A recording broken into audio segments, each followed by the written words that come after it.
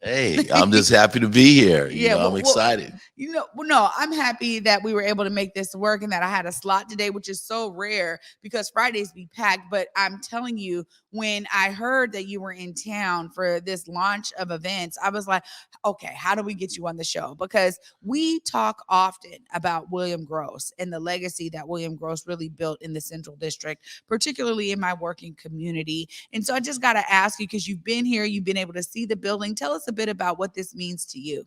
Oh wow. I'm excited. I It means a lot to see what they're doing with the STEM program, bringing in professionals, and I've been able to interface with some of the young brainiacs there that have benefited from the foundation that they created. And then yesterday we were the creative economy, the professional training that they're opening up through the William Grose Center. It's amazing. I'm That's the first time I've seen something like this. So I'm excited, and to think that my great grandfather is being honored for this. It's just a real inspiration for me.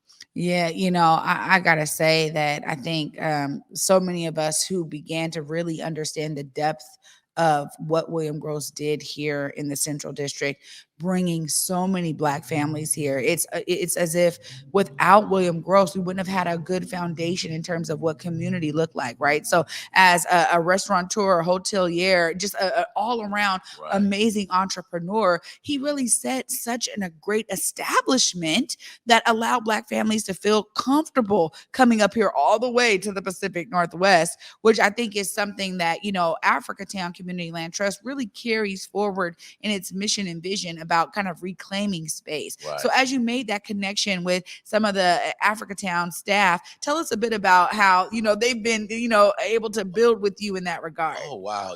They just accepted me like family, and I came here the first day and I met with them, and they were like, "Hey, do you know you're a celebrity?" I'm like, "A celebrity? Wow!"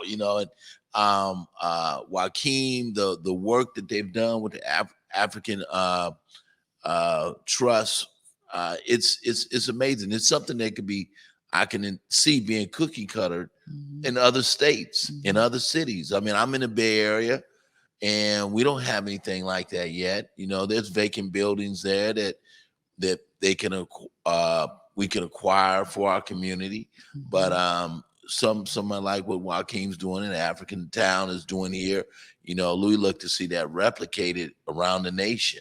Yeah. You really speak to something that is exciting for me when we think about some of the models we're creating here, right? Like, how do we utilize the amazing approaches and strategies in other urban areas? Because we've all been dealing with gentrification across this country. It's like a global thing, right? Where particularly Black communities end up facing it more and more. So you're saying you're seeing similarities there in the Bay Area? Yeah, I've seen it in San Francisco. Maybe in the 60s, there was 40% African American. Now it's about 3 to 6%. Oakland, used to be like a chocolate city, 40 plus percent. Now it might be under 10. So, the same things happening over and over. And you see the vacant land and the community services are disappearing in the inner cities. And what you're doing here is like a new birth, and the land trust taking the land back is, that's powerful, because now you have a center. Young minds can go there and learn about STEM, science, engineering. That's a foundation, especially when you look at area like Seattle with Microsoft and Amazon. I've been here a few days, and I didn't see a whole bunch of folks looking like me that were coming out of those buildings, but with this new program, we can change that.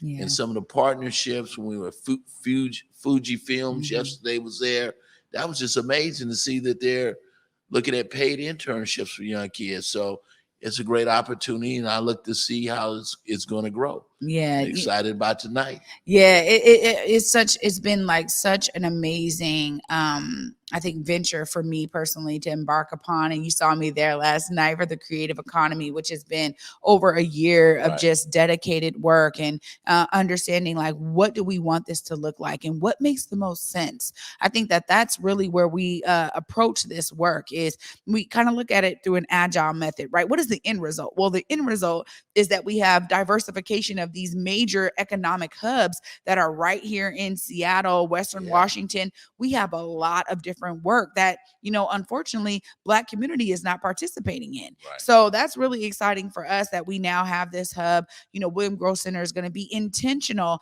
about being innovative in the approaches that we take to disrupt that, right? And to also diversify these amazing industries. But, you know, it was a fire station before, you know, I Yeah. mean, you see kind of the Bay Area, which is going to be developed in phase 2, but you also got to see this amazing rendering. And I want to ask you about that because you came in, you saw the building, so you see what Right. we've done for the first phase of remodel, but also the pathways that we're looking Right. to do moving forward. Tell us a bit about your experience with that. When I saw that rendering, it created a vision.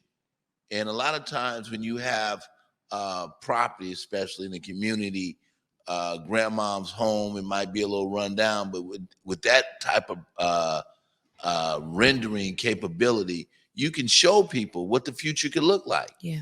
and create a brighter future for them. Because when you look at what those young men did with the rendering and the different uh, uh, operations he can use the building for, you know, and enhance it through the rendering that they did, is it was fantastic. Yeah, that AR VR, like that's like utilizing digitization to a whole nother level. State of the art. Yeah, You know, yeah, and thinking these kids are going to be able to be a part of that.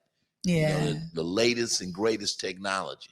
That's right. I mean, powerful. yeah, that for me is another exciting piece because I'm like, my goodness, you know, a makerspace, 3D printing, like all of these Oh things yeah. that, you know, there's been no real direct access to kids that look like us to those kinds of jobs and those skills. So I'm so glad William Grose Center is dedicated to building that up. But this is not just exciting for you. You got family in the building. I know Yeah, we I got can't my have them all on cousin camera, with but me. tell us about that.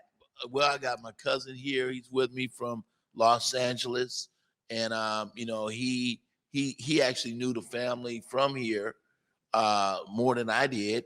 And then we got our younger cousin who lives here now. Jaharius grew up here, so I mean, it's a great connection. So we're actually going to spend the afternoon visiting my great grandfather's gravesite. He's going to show us some of the history, family history in the town. You know, the YMCA where family donated the land.